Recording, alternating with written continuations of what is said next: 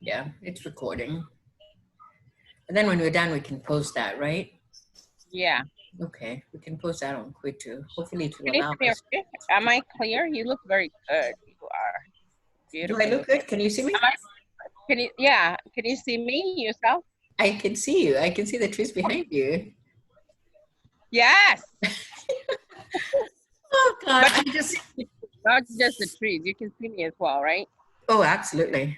But you're kind of Okay. blending in with the trees. That's all right. I Yeah. like it. Okay. Wow. Okay. This is awesome. Should we just go ahead so that we have lost so much time already, Okay. and people have been amazingly patient. So I think we could just get started. I'm hopeful that if I can maybe ask John, Mwangi, Mary, Judy, Jane, if you would kindly tag your friends on the Facebook post where we posted the link, and let's see if we can just get a few more people coming on board so that people have a chance to ask questions if there's anything they'd like to ask questions about. Jockey, if you can tag some people as well, that would be great because you know a lot of people. You're the Quit to Life Queen, so go on and tag some people on that Doing that. on the Zoom invitation.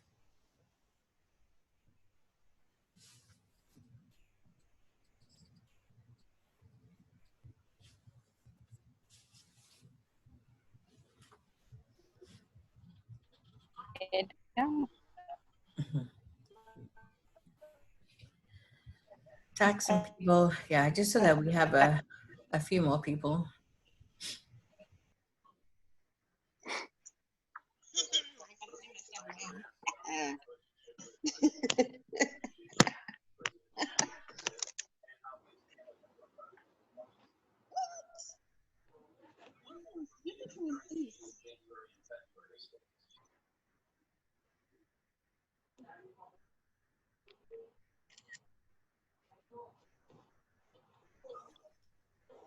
Hey, Muthoni and Dr. B, what's the topic?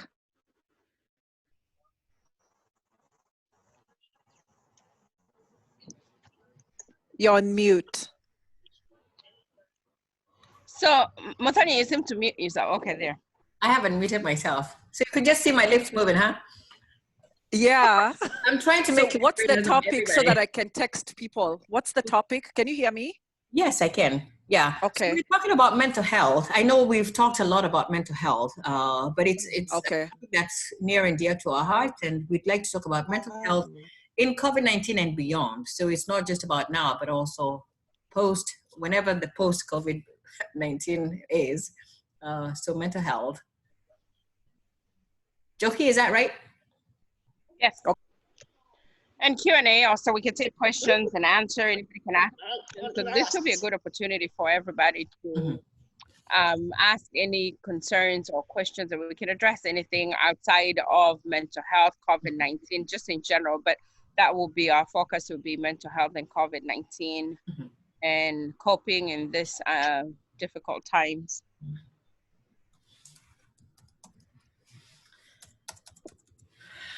Okay, I was just taught how to tag people, so I'm tagging a few people too, and then we can get started. Okay. On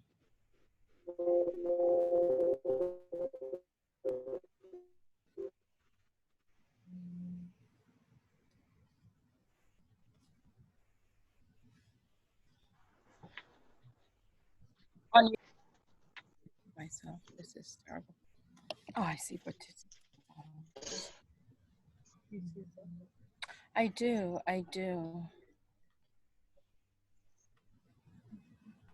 Okay. Muthoni, we can start whenever you're ready. Okay. I was just. Did you tag some people, Jockey? I did. I did. I'm still learning this technology business, but I did. Okay. I think that should be our next lesson: how to navigate. I love navigate is your favorite word. So. All right. Perfect. That's great. Alrighty. So let's go on. I think. I know this is going to be posted. I mean, we'll post this back onto Quitu. So yes, I'm gonna go upstairs. I'm gonna go to my bedroom Hello, because that's where I have Joan. really good internet.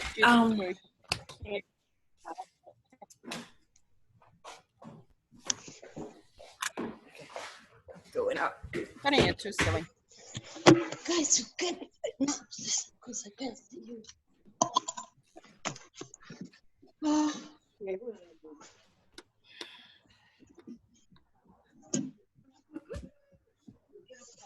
So I don't keep losing. I keep losing the thing. So I'm gonna be on my bed.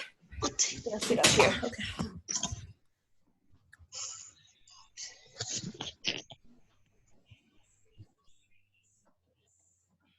Hey, whoever is there, turn down your whatever it is. So I'm gonna do this on my bed. Okay. I think I have better internet here. And I don't have to keep worrying about getting disconnected. Okay, perfect. So I'm ready to begin. This is like pulling teeth. This is more than rocket science. I think we're set now. So, I need to take a bit of a Deep breath. So I was thinking about something that Jockey had talked about some time ago, about just in terms of coping. Jockey had talked about, I call her Jockey, so I mean Dr. B. And she had mentioned at some point the whole idea of stages of grief. And I wanted to sort of revisit that and talk a little bit more about not just stages of grief, but in relation to loss, but stages of grief in relation to our coping responses to what is happening around us and what's happening within us as well. Yesterday, something happened here in St. Louis. I live in St. Louis, and our community is really, really suffering right now. Just in the last 2 weeks, we've lost 2 people. You may have seen the post on Kwitu, I think it was last week. We lost a lady, and she was a mother, wife, a daughter, a sister, a friend to many. And I just kept thinking about the St. Louis Kwitu community and just the Kenyan community in St. Louis as well. The funeral was held yesterday was Saturday. The funeral was held on Friday. And I was sitting here in my living room. I sat at my computer because the funeral was held at a funeral home, and they had sent out a YouTube link to join the funeral service so that you could watch the funeral service, because only 8 people were allowed to be at the service. I remember sitting there and watching this and my heart just breaking and thinking about this whole experience. I saw Pastor Paul at the funeral home conducting the service wearing a mask. And I saw this woman's husband sitting there. I couldn't tell who else was there other than the funeral director.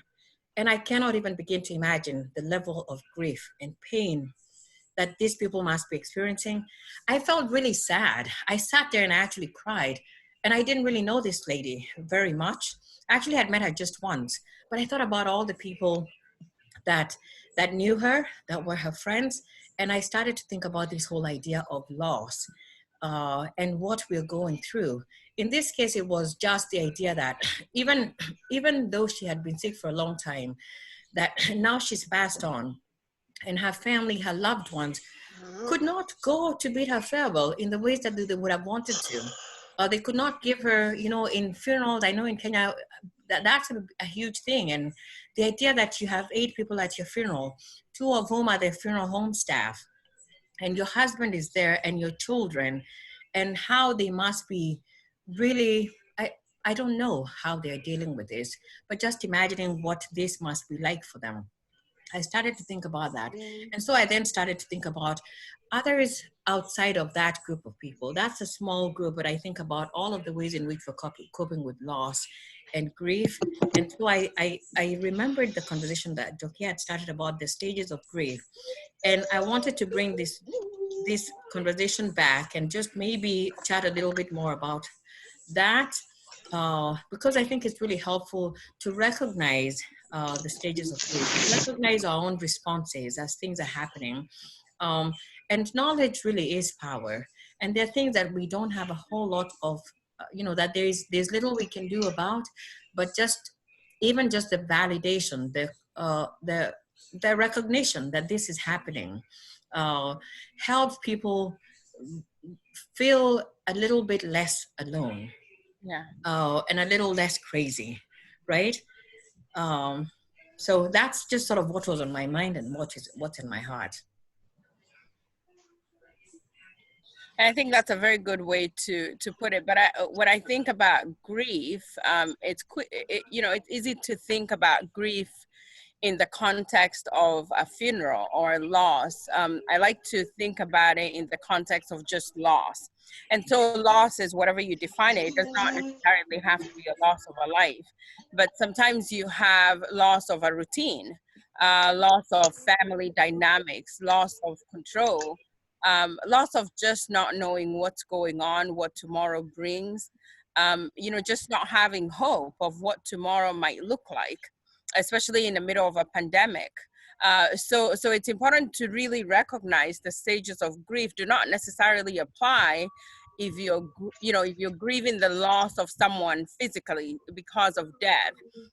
So that death can be replaced by a loss of a job, loss of a relationship.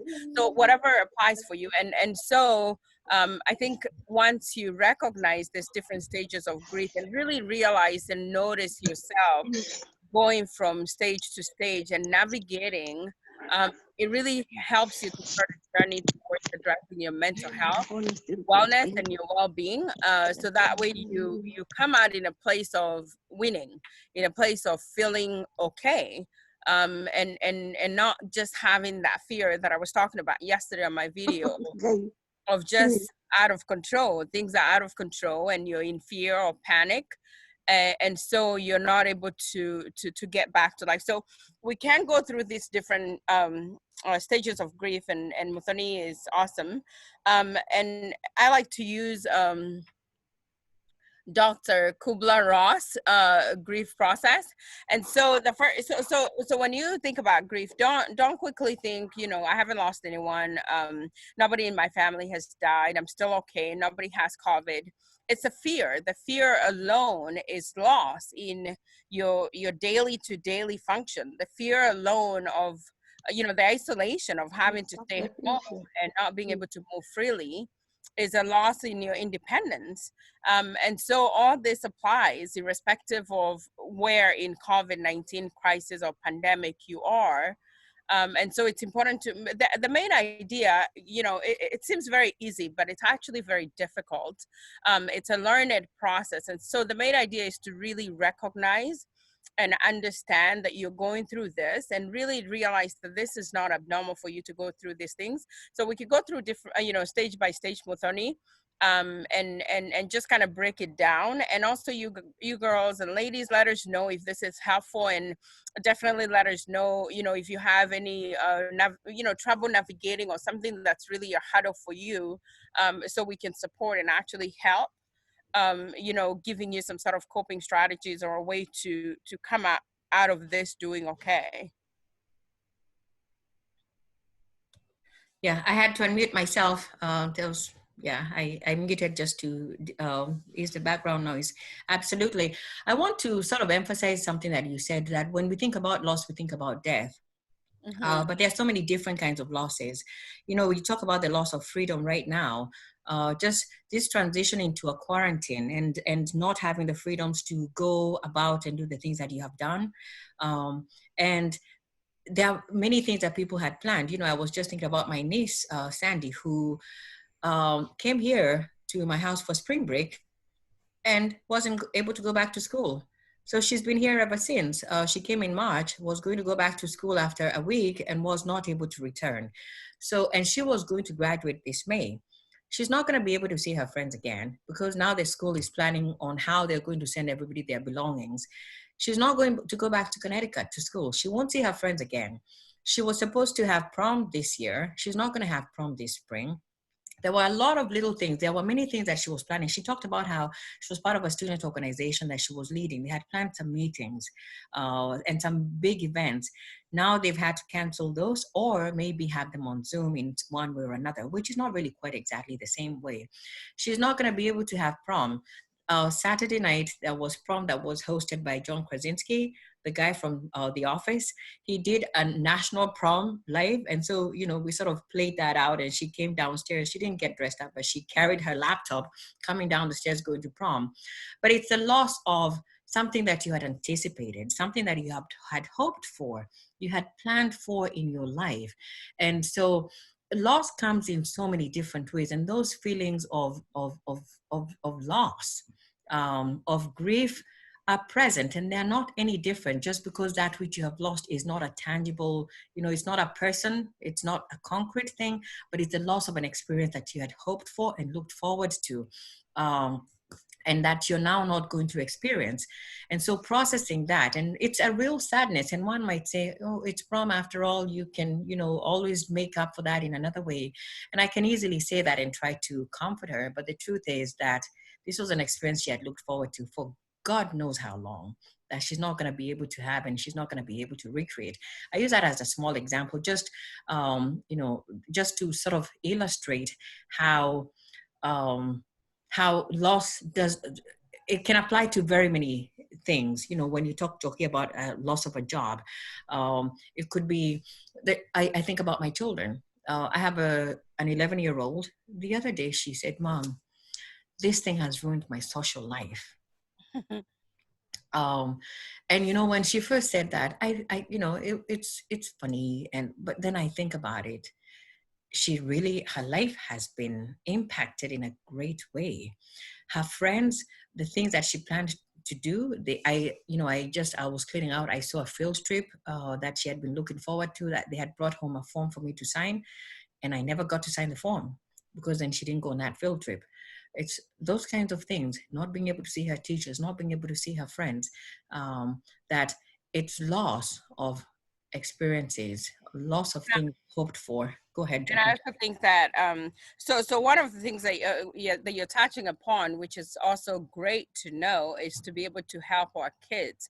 So you know, with parenting, we're going through these things, but so are our kids. So as you're using the examples of Sandy and Tabby, it's important to also realize and acknowledge the fact that we as adults are struggling to navigate through this seemingly, you know, nobody knows too much about it and we're learning as we go. So are our kids, and their life have been affected. And so, and I talk about my videos as I talk to explain that we as parents do not, you know, we feel that we shoulder the expectation of having answers and explanations of everything that we so when our kids are talking about those things, we find the necessity to offer an answer or a support or have some sort of a way for them to go forward. And I think it's just simplicity of just listening. And sometimes you just, you know, the idea that they can actually express those feelings with you and be vulnerable enough to share that. It's important for us as parents or adults to recognize whether you have a niece and a nephew or a daughter or son, to really be able to navigate through those feelings and, you know, different stages of grief to their normalcy in their lives. And so it's I like the fact that you bring in the idea of kids, but yeah, it's very important to be aware. And I always say that you can't really address the problem unless you actually call it a problem. So the first stage begins with really knowing that, yes, there is a concern. Yes, I'm feeling a certain type of way. Yes, I am feeling, I don't know what the heck is going on. I love the fact that one day I called you and I said, are you okay? I'm just calling to check in on you and make sure you're doing okay. And you said, no, I'm not okay. And we start there, and it's important to, and I said, okay, it's okay not to be okay. It's not okay to stay not being okay, but it's okay to not be okay. And then that starts the recognizing that, okay, these are my feelings and this is what I'm experiencing. And then what can I do, or how do I navigate my way, through this, because if you look at different stages of grief and you talk about, so we use the acronym DABDA, where you have D is denial, A is anger, B is bargaining, D is depression, and A is acceptance. So it's actually like a curve that goes denial, you start going anger, and then you have bargaining down here, and then you have depression, and then you kind of come up. So you don't want to stay on the bottom part of the heap. You want to be able to navigate and really come up with acceptance and a new norm and come out doing okay. So, realizing and knowing that you have this emotions and feelings, great, wonderful, because it is the first step to now start navigating towards some sort of a solution or some sort of a coping mechanism for you. And I always like to say this, we're all going to cope, we all will cope. So faced with the issues and circumstances that we have in our lives, we're going to cope. We don't get a choice whether we cope or not. We do, but we have two options. You have the adaptive mechanisms and maladaptive mechanisms. So if you really realize and are in key with your feelings and can navigate and really give yourself the break that it needs and the balance to come out doing okay, then you're really coping and you're navigating through positive ways and coping strategies. If you don't, you find yourself easily drinking, you find yourself easily grabbing onto food and comfort food, you find yourself sitting on the couch, and really you're coping, but negatively so. And this affects you more than just mental health and wellness, but even physically. And then you start talking about substance abuse. So you're gonna cope nonetheless. The idea is to recognize that I do have a control of how I get to cope and navigate through that. Absolutely, yeah. And I come back. Can you hear me? Mm-hmm. Okay. So coming back sort of to the stages of grief, people, so you talked about Elizabeth Kubler-Ross, and this is the woman that sort of, in the way back before Elizabeth Kubler-Ross, that was something that was very much like it is in Kenya. People didn't really talk about. There was very little understanding of the emotional response to loss, the idea of death and dying and grief that would come as a result. And Elizabeth Kubler-Ross developed these stages of grief, proposed them, the DABDA, denial, anger, bargaining, depression, and acceptance or resignation. And she worked very closely with a guy called David Kessler. He's actually now sort of the person that continues her vision and continues to build on the work that she had done on grief and grieving.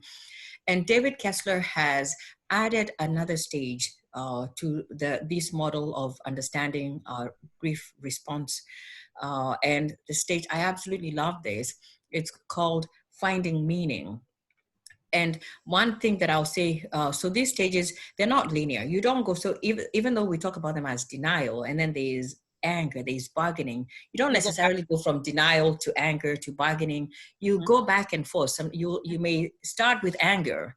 You might feel really angry about what's happening, and then go on to depression, and then come back to, so it doesn't necessarily progress in that way, but the hope is that you would get to a place where you have come to sort of, the idea of acceptance or resignation is coming to terms with what has occurred. But David Kessler talks about a sixth stage, or a sixth element to this whole model, and it's called finding meaning. Like I said, I think of it as finding meaning, but not just finding meaning, but also making meaning, because you don't just find meaning, you make meaning. For example, a lot of people, about the whole idea of MAD, Mothers Against Drunk Driving. Mothers Against Drunk Driving was started by a woman who lost her children to a drunk driver. So she decided to take this, after going through all of these stages of grief, she then took her grief and was trying to find meaning, was trying to make it make sense, this loss that she has experienced. So that then her children's lives would not have been in vain. So she came up with a group that would then do outreach and educate people about drunk driving. So she has made meaning of the loss that she experienced.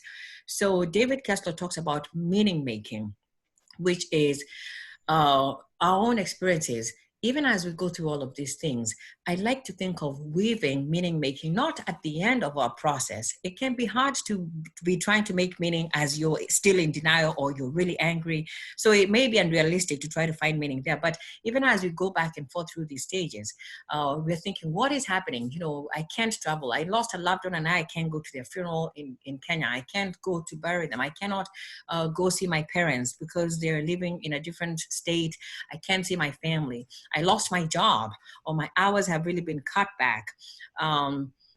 So many things that are happening. So financial loss, emotional loss that we are experiencing, or even maybe increased conflict in your own relationships with a spouse, with a partner, with family. So trying to navigate all of that, but finding meaning in the things that are happening. Now, how do you make meaning of COVID-19? How do you make meaning? How do you make this make sense? That can be really, really difficult to do. But it's, for me, I struggle. And that's why, like, when Joki called me and I'm thinking, what is this thing that's happening now? I'm angry. Like today, I don't feel like getting up and going to work like nothing happened. I feel like I'm driving a car. I got in an accident and I'm supposed to just get up and brush myself off and keep driving, keep zooming into work meetings like nothing happened. We just transitioned to working at home. No, this is a huge thing that just happened. I'm not just transitioning to working at home. I'm really mad. I'm really angry about it. But then the piece for me that comes back to making meaning is that I get to have lunch with my kids every day. Even if I'm still pressured because I'm trying to do this in between Zoom meetings, WebEx meetings at my job, trying to coordinate things at work. But then I think those moments that I might not have had, I wake up, I go to my daughter's room and I see her sleeping. It's later than she should be sleeping. And I think, you know what? It's okay. She doesn't have to get up at 8 o'clock. She doesn't have to get up at 7:30. It's fine. I'll let her sleep until she wakes up whenever. And there's a certain joy that I derive from that. And so it's those little kinds of moments that I take. And then when she wakes up, she'll come down and I'll stop what I'm doing. I'll have breakfast with her and say, I really have to get back to work. I only have 15 minutes to sit down and have breakfast with you. Then I have to get back to work. I banish everybody back to wherever they're working. So that has come to really mean a lot to me.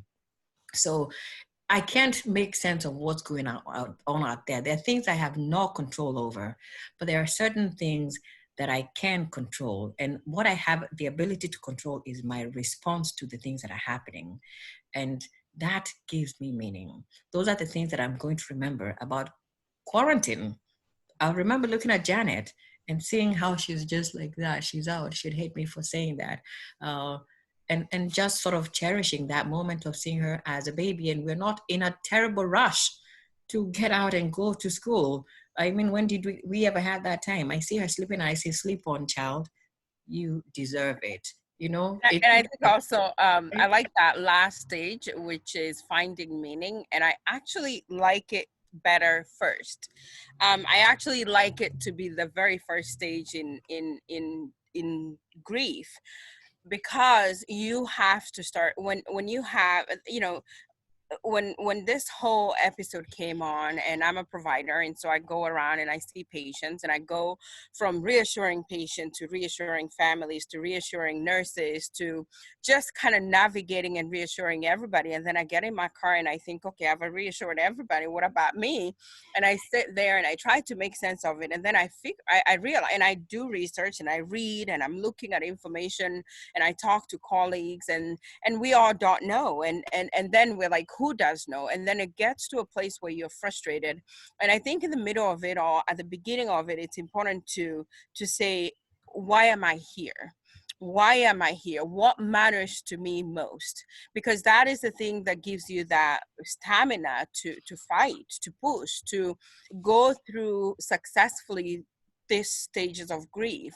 So it is important for you, even though, and you know, the minute that you realize that you're just not coping, you're just there and frustrated, figure out what makes sense to you, what brings meaning in your life. like you're saying, it's your kids, and you look at your kids and you're like, okay, I have reason to fight.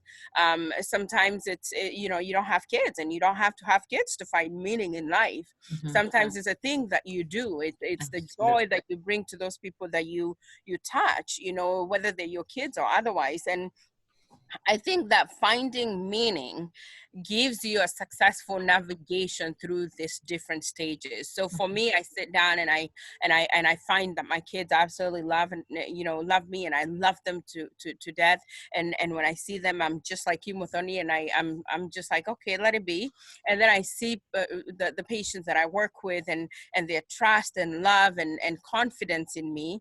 And then I see, you know, I meet someone strangely, and I have a conversation with them. There are very little things that bring subtle meanings in your life, and that might change from time to time. But as long as you find meaning to your life and a reason to keep on and a reason to fight, then you don't end up losing this whole battle to just being so paralyzed with fear that you come out of this, you know, really bad, really with some significant post-traumatic stress disorder, with some anxiety that now you have to take medications for, or even really difficult depression. And then we start talking about, you know, suicidal and homicidal issues. So it's important that you recognize the first thing. It's usually very simple when you say it's just recognizing that you have feelings. And then nobody has time for feelings. I love my daughter. She's 7 years old, and she says, snap out of it. Nobody has time for feelings. And sometimes I think about that, but you know, and sometimes we're told to do that, and the society teaches us to do that. And so if you don't have those feelings and express those feelings, you're more so like weak, you know, or if you're expressing your feelings too much, you're seen to be weak. But it really is not. That numbness that you feel, and just moving from something to something, and coping to coping, and constantly holding up, you can quickly become to a crisis if you really don't pay attention to yourself and the things that you're feeling, and make sense of them and really navigate through that. Absolutely. Yeah. I sort of come back again to, you know, it's easy to say, make meaning, find meaning, and a word that comes to mind a lot for me when I work with whoever I'm working with, the idea of intentionality. So this is, it's I guess not a very small word, but it really is a significant concept. Because, you know, I love that Joki points out that, you know, you might not have kids. So for me, that's a huge thing for me that helps me find meaning. You might not have those huge things that you can sort of derive meaning from, but meaning really comes from our intentions. So I could have that breakfast with my daughter, but it could be nothing. It could be just another thing. But it's when I set out in my mind, I am going to do this with the intention that this is something that I cherish. The way that you perceive an experience, the way that you go into an experience really determines how you live that experience. So this is why intentionality becomes really, really critical, that a simple meal that you sit down for with your family, it could be mundane, it could be another chore, it could be a task. I see the lady cooking Googie's iPhone. I see that you're cooking. So you're cooking. It could be just another day that you're in the kitchen and you're cooking. But when you do this and you decide, you know what, whether it's about self-care, I'm going to cook tonight, and this will be something that I really enjoy. Well, I'm going to do this in an expression of my love for my family, or it's an expression of my love for myself or for my spouse. That as you set out to do this thing that you're doing, then you're not standing in the kitchen and tired and thinking, why do I have to do this again? I just cooked yesterday. I cooked this morning. I'm going to cook again tomorrow, right? But the fact that you're doing it and in your head that you're going at it with the intention that this will become something that's meaningful, this is how you make meaning, by training your mind going into things. So I used to have I have a decent commute to work. I live kind of far from my job. I guess far is relative. For me, it's a 40-minute drive. And it used to annoy the heck out of me. I was thinking, oh gosh, why did I move so far? Why did I buy a house so far from my job? And I used to feel really bad about it because then I'm stuck in traffic. And then I realized, oh my gosh, this is amazing time to myself. I am not with students. I'm not with colleagues. I'm not with my kids. I love them, but I'm alone. I'm in the car. And Yeah. this is my time. Mm-hmm. Right. And when I started to think about that, we actually look forward to my drive to work now because it's become part of my self-care routine.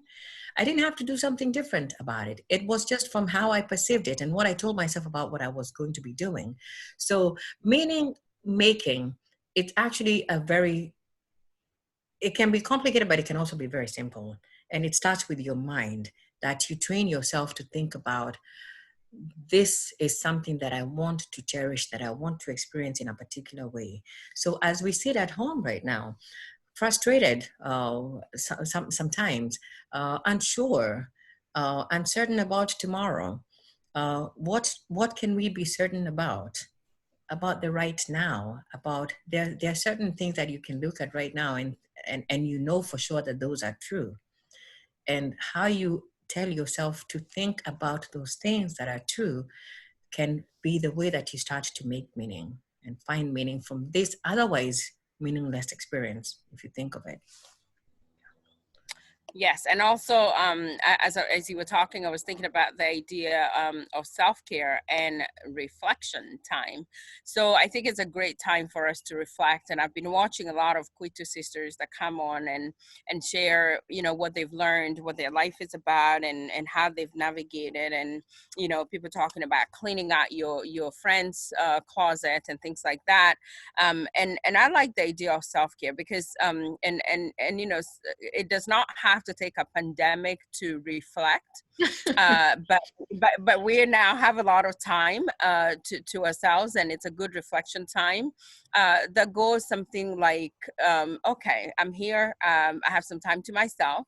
And then you quickly realize that those people that you came in contact with every day, maybe you're not keeping in touch with them as well, or you're keeping in touch with new people that you have met on social media. And it's time to kind of put things in perspective in your life as well, because when you're too cluttered and you have so many of physical presence of so many people around you, does not necessarily equate to you being well, to your self wellness. So it's also important for us to spend the time reflecting and really navigating and understanding what our life looks like and what we will allow or accept in our life or not. And in so doing, cause yourself some growth so that as the world opens up and as you go back to your life, that you have found your new you, or a better you, I would say. To be able to just navigate through life differently. You don't want to come back being the old you. You don't want to, there are things about the old you that, were not necessarily very good or kind of fostered your growth or yourself very well. So it's that time for you to identify that, those things, and kind of find ways to shed them down and rejuvenate and recognize yourself again, and do better, so that when you're reapproaching life again, you're approaching it from a different vision, of different eyes. I loved one of the ladies that talked about on Kwitu, who talked about in every crisis there's a blessing, or there's an opportunity, and talked about the crisis word. The crisis word in Chinese is the same, means opportunity. So this is also a time to kind of ponder within yourself, and those things that you felt that you could have done or could have navigated or could do. And obviously we all said, I don't have time, I just don't have enough time. You have time now, and I think it will be a great time to navigate that and reapproach that in a different way and see what really is meaningful to you. And if you had thought of opening a business, going back to school, or doing something, or attempting something, this is the time to then know, I'm really going to go for it. I'm really going to, what do I have to lose? And learn as you do that. So I think it's a self-reflection, time to find you, when all the chaos have kind of been shut down for a minute, and you can now kind of breathe and navigate your life. And so for me, it's a lot of that and much more. And you know, my hope is that, you know, we can all continue to navigate. And it's not that every day you figured out life out. There are days that you're going to wake up and you're going to be like, what the heck? You know, and you're going to continue to do those different stages over and over. And then there are days that you're going to wake up and you're going to know, this week I was so energetic and I did awesome and I was on the roll. And then the next week it's like, once again, here we are. And so they're going to be like yo-yos and roller coasters of emotions. But it's okay to know, keep your spirit, find the purpose and the meaning, and stay on course, and realize that your best is going to change from time to time based on what you're going through. Absolutely. And as the world opens up, bring your best and do the best that you can. Yeah. Gosh, Jockey, that is really important. And as you speak, I just think about, you know, how you talked about yo-yoing. I have days that I wake up and I'm not looking forward to getting up. I'm like, you know what, like, I have days that I'm just annoyed. I really, truly do struggle. I'm supposed to, I mean, I'm a mental health expert, supposedly, and I should know better, but I really wake up some days and I come back to bed. And I see people doing these really amazing things. People post wonderful things that they're doing. They have their kids on a schedule, and they have figured out this whole routine. And there are days I feel good about a routine of sorts, but there are days I'm like, whatever, like, I don't care, and I'm going back to bed. And I want to watch Tiger King, which is a horrible show, and I'm just going to watch it anyway. Okay, and I've only watched up to episode 3. I can't stomach beyond that, so I'm not going back there because Janet watches and tells me what's happening. So I think that's one of the things about that is so important. I have a student that writes every time she has a paper to write. She finds a way to weave in the idea of self-compassion. We talk a lot about self-care, self-compassion. That it's so much easier for us to be compassionate towards other people. But compassion for our own selves, self-compassion, that it's okay to, today I'm not feeling victorious, I'm not feeling triumphant, but that does not make me any less. It doesn't mean that I am not successful, that I'm not a good person, that I'm not going to do well tomorrow. That's fine.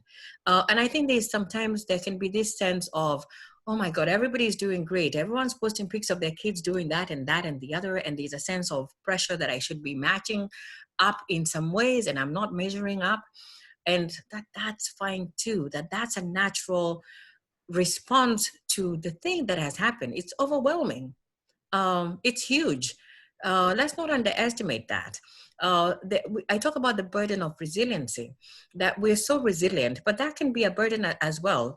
You've heard about this whole idea of the strong Black woman is dead, because the strong Black woman carried everything and didn't complain because she was so strong. She was told she should be strong. So she also told herself she should be strong. And so she carried this burden. The idea of being resilient, and sometimes it's okay to just not be resilient, to just wake up and say, you know what, today I don't really feel like getting out of bed.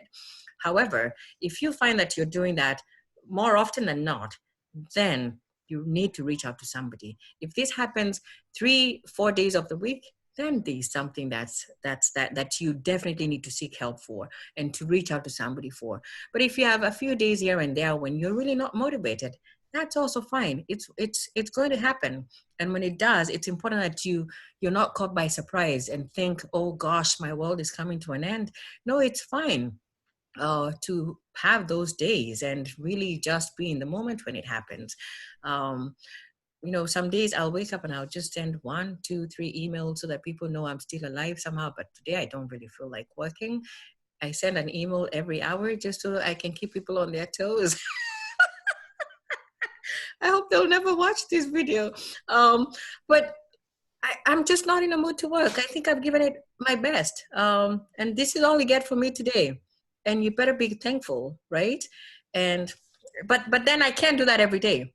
because then I'll come back and I'll find that it's too much that's pending. So it's also, when I have those days, I'm fine having those days, and I'm extend to myself the same compassion that I would hope that others can extend to me, and that you also can do that for yourself, not just to look to others for compassion, but you also can look to yourself for compassion. You need to be compassionate with yourself. I like there's a book, I don't know if you've read the book, The Four Agreements by Don Miguel Ruiz. And one of the agreements, I made the kids read the book, and yeah. Anyway, so one of the agreements, I know, one of the agreements is to do your best. And I like the way he explains doing your best. And he says your best is going to change from time to time. Mm-hmm. And if you're on the top of your world and you're doing the absolute best, your best is going to shine. And then if you're not doing okay and you're having one of those days, then your best is going to, be mediocre, but your best anyhow. And I think it's important for you, I talk about the idea of forgiving yourself for things that you could do differently. But, and you need to be lenient with yourself, because if you're your worst critic, then you find that you're not going to do okay. Definitely. And I talk about different things that you can do to cope. And one of the things I talk about is crying and saying, it's okay to cry. Sometimes you just want that really good cry that really, that you cry. And then as you cry about everything. But if you find yourself that you're crying every day, then there's a problem. The same thing you're saying, if you find yourself that you have no energy and you're lying on the bed every day, oh, I love the dog. So you find yourself that that's what you're doing every day, then that becomes a problem. So it's important for you to know that your best is going to change from time to time, especially in the middle of this pandemic. Definitely do not sit and watch CNN or MSNBC or Fox 35 all day long. Shut it down and give yourself some time to sit a minute. And it's beautiful, because some of this CNN, after some time, they repeat the same thing they had done before. So you need to get off. You really need to de-stress and get off and put the phone down and put a music sometimes and just dance, silly dance, and lose yourself. And those days that you can't get up, you just can't get up, and forgive yourself and just know, this is my best. My best today is laying on the bed and flipping from, station to station, but you can't do that every day. Absolutely. You're allowed the break to do that. So I really like that. Yes. And so on the days that on the days that your best is really good, right? Mm-hmm. Those Mm-hmm. days that are, hopefully it will be in a week of 7 days, hopefully you'll have at least 4 of those days that you're feeling better. Yeah. And then you might have 2 days that are sort of off days where you're like, whatever. One of the things that I have found to be very helpful that I would love to share, and people already probably do this, is the idea of getting up and making my bed. And I think we were taught that from a long time ago, and I think this is something that a lot of Kenyans do anyway, so I would hope that it's not a new thing. Make your bed before you go anywhere. Make your bed. Seriously, it takes 2 minutes. It makes such a difference in organizing your mind. Remember when I talked about intentionality? Mm-hmm. You're the very act of making your bed, it means I am intending to have an organized day. Mm-hmm. And to go about my day in a state of mind that is rational and that allows me to be functioning at my best. That's the first act of the day. Get up, don't step out of your room without having made your bed. And then go on and get dressed. Don't spend the day in your pajamas, even if you have no meetings, right? Even if you have no meetings, go on. It's amazing to put on some makeup and just get dressed nicely. The first few days when this thing happened, I would have days when I just didn't do that. And I realized I was getting down. I started to lose track of time. And then I thought to myself, I'm not going to do this. I want to just put myself in a state of mind where I can be productive and I can have a functional day where I can optimize my time. And so I wake up and I go to my bathroom, I freshen up, I shower, I do everything that I need to do. I get dressed. I'm not putting on heels or anything, but I will put on proper clothes. Not quite what I would wear to the office, but I dress well, regardless of whether I have a meeting or Mm-hmm. not. And I go about my day feeling really good. I put on my makeup. I feel great. So even if I don't stick to a schedule, because I don't always, and I have other people around me that I also really want to make time for, that the very act of starting my day out that way, it puts me in a right state of mind. And I won't come back to my bed and see a cluttered mess, because then that reflects the state of my mind. Decluttering my room, decluttering my bed, all of that, and just taking time to put myself together. Um, Again, with the intention that that this is how I'm going to go about my day. I love that little girl and the dog. The dog you can keep in one place. The little girl, not so much. I know. Oh my goodness. Yeah. So just a small tip: if you have kids, help them. They, again, you may not do well with schedule, and that's okay. Extend yourself some self-compassion, but to the extent that you can, instill in them that idea of making their beds, and God, that's like such a thing. I just can't understand on making your bed anyway. But it's tempting not to now because you're here, and so as you know, as things sort of vanish, the sense of order disappears. That's one of the first and easiest things to go, and it's such an easy thing to bring back, and it has such a significant impact on the rest of your day. So just wanted to throw that out there as something that really helps me. My kids don't necessarily care for it, but I think I've trained them to this point enough that if you step out of your room and your bed is not made, like, we're going to have a problem. There are not many things I fight over, but that I will fight about. Yeah. One of the things that I actually do, I round to see patients in a nursing facility, and I know, like, I recently met this guy, and I've met so many patients like him. He's 103 years old, and so he fell because he was at home and didn't, he has a daughter who works for Boeing who is so overdone with her dad, and because he constantly wants to do his thing, he thinks he's independent, and he thinks he has another 10 years to live, and so he finally fell and broke a hip. And so when I first met him, he told me, look at me very carefully. And I looked at him and he says, I'm not dying. This is not the end of me. And he says, I am going to do very well, because I asked him, what would you like for us to do when your heart stops? And he says, I am not dying. And every day that that I go to that facility and I see him walking and moving and navigating, it challenges me, and sometimes we have these people, and I see him, he's 103 years old, and in his mind, he's like, I got this, and I'm going to do okay, and I'm going to come out doing okay. And he doesn't feel that way every day. So sometimes I go see him, he's like, yeah, this is one of the bad days. I don't want to see anybody. I just want to be left alone. And then he'll quickly remind me that he's a veteran. And so he has earned his way around, and I should not have to be bothering him. And I like this different ideas, because then it kind of just lets you know that you're just not the only person that's going through this. We all as people experience this. And even those people that you have in your life that seems to be like on the high all the time and doing so good all the time, they also are struggling. They also are navigating through the same challenges and circumstances that you have, and they might be financially doing okay, or might look like they have it all together, but everybody has their struggle, and as long as you're not dead, you have some sort of a struggle. So I always like to be able to see that, and for me, I've been blessed enough to be able to see that in my patients all the time, and just get a quick reminder every day of so many things that I have to be so thankful for. But it's important to like you're saying, give yourself the break. But one of the things that I always tell the patients that I do see, I say, establish a routine. Just because you're here, in order for you to get home and do okay, we need to get up in the morning, put your makeup on, open the window, open the curtains, get some sort of a routine that gives you some sort of purpose and control in your day. Because when you do lose that, and I have to look at them and say, I want you to tell me when I come back to see you, you're going to be up and dressed and with makeup.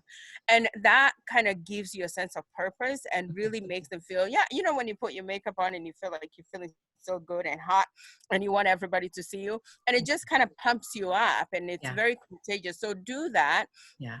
and you find that you do okay, and you find that, you know, and you're not going to want to do that all the time, but just kind of make a routine of yourself, and then say, this 2 days is a weekend for me. It's a Friday and Saturday, or Monday and Tuesday are the weekend for me, and I'm allowed to take off those days. But 5 days out of the week, I do have some sort of a routine, because the world is going to come back, and we're going to be full of people who are go-getters, and so you want to be able to match up, and not even match up, but come at your best, better than you were before. So it's important that, you know, that routine, waking up, establishing that routine. And then one of the things I was going to talk about, as you were talking about feeling, you know, very good and being on top of the world, for anybody who struggles with mental health, especially for people who have depression, we have to be on the lookout for suicidal ideation and homicidal ideations. And so if you have a friend, or you have a family member, or someone that's close to you, and you all of a sudden notice this burst of energy, and you notice this high, this is often, you know, a crisis potion. This is the energy burst that they feel right before they're about to commit suicide or take their life. And they feel this burst of energy that allows them to jump off a bridge, to grab a gun and shoot everybody.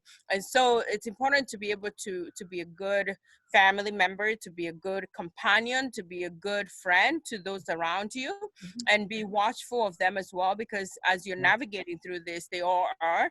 And so it's important to be understanding of that. So I just wanted to kind of throw that piece in for depression, and also recognize that as a parent, with the stress of financial, you know, you lost your job, maybe you don't have a job, the routine is different, your temper is not as good, so you might find yourself a little bit temperamental, shot with the kids, yelling, screaming at people, not being very friendly, and just being overwhelmed by the expectations of, you know, your life still continues, and you have so many expectations upon you, and then your kids are asking for the same thing, and you're like, stop it, you know. Like, recognize yourself when you go into this snapping rant, and realize that your kids are also going through this, and therefore, I love the girl, she's back, and therefore recognize that it's okay to take a break, maybe close your room and de-stress and take a minute for yourself.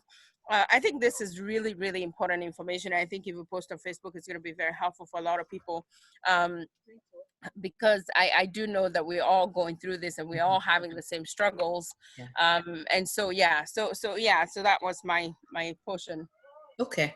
I wanna wrap up, Joki, because I know we have, oh my gosh, we have to figure out how to do this so that we can do this. I absolutely enjoy talking with you this way. It gives me the courage to do a live video, because on my own I am terrified. So it helps me not worry too much. Did you have any questions? I didn't want to shut them out. Did you have any questions? Because you stayed with us, and this is a safe environment. I think we're just so few that you could ask a question. So if you have any questions, please type it there. I would love to answer any questions, and then we can wrap it up.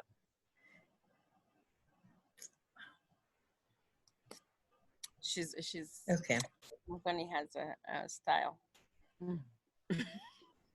I have what? You have a style. You have a gist to you. I do. I've worked on it for 48 years, dear. Quite own all those years. It's taken 48 years to get this gist. So I want to say, because if I don't say this, I'll forget, but I also want to remember the next time that you and I do this, Joki, I want to talk about this. So I talked about making your bed and that little routine in the morning. You mentioned something. I have a pet peeve, and it has to do with opening curtains or blinds. For me, it's just about aesthetic, but I want to take it beyond my pet peeve. Opening your blinds, I don't know why. I go to so many homes where people have never opened their curtains or their blinds. Like, I don't understand that, but I talk about it from a mental health perspective. The closure and the darkness. The idea of why am I forgetting the circadian rhythm? It's important that night and day, those distinctions are really important for the body. That you open and let in some natural air and natural light, not air, I should say light. Right. There's a therapeutic effect in doing that. It actually really, truly lifts your mood. If your blinds are always closed, if your curtains are always closed, you have barely a distinction between day and night in your living space, and you're in this space that's just heavy with, and I know we love our beautiful Kenyan drapes and they are lovely, but good Lord, people, they are supposed to be opened and closed, right? That's why they're not affixed to the wall. That's why they're on a rail, so that you can pull them open and close them shut in the evening. It's such an important thing. It's a very simple thing, but it can do wonders for your mental health. And I know it sounds like an easy fix, but it's, it's an incremental, when you think about incremental effect of small things, eventually they add up. So that's one of those things that I just have a pet peeve about it. I go to places and I see curtains closed and I'm thinking, you have no idea how much good it would do you to just open those blinds, close them at night.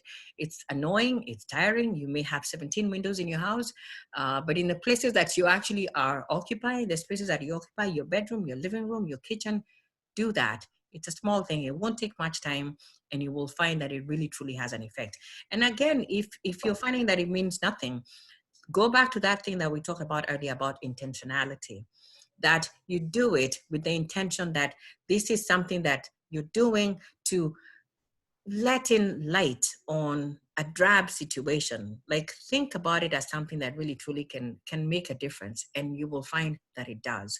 So I'm gonna end it there and stop my rant.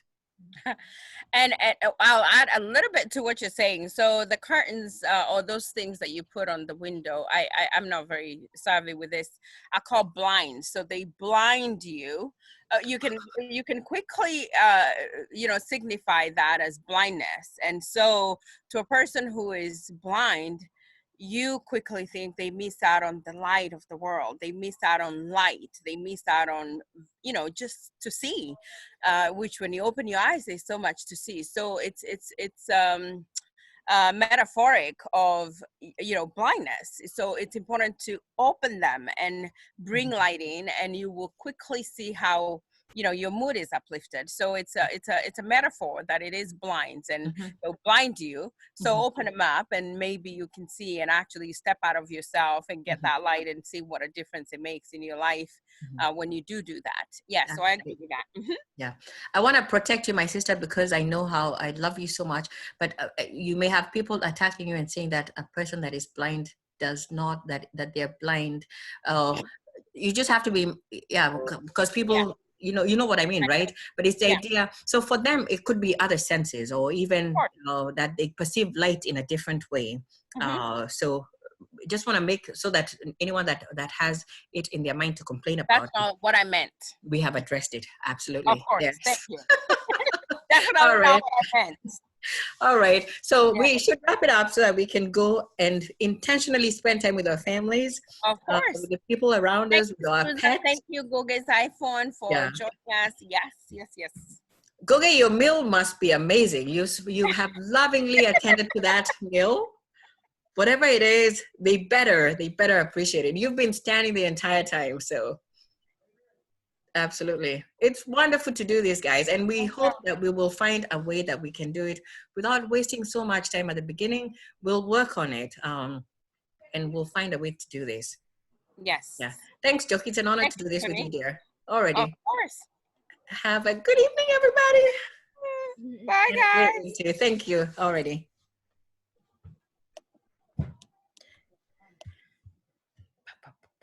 I recorded the meeting, so I'm gonna upload it.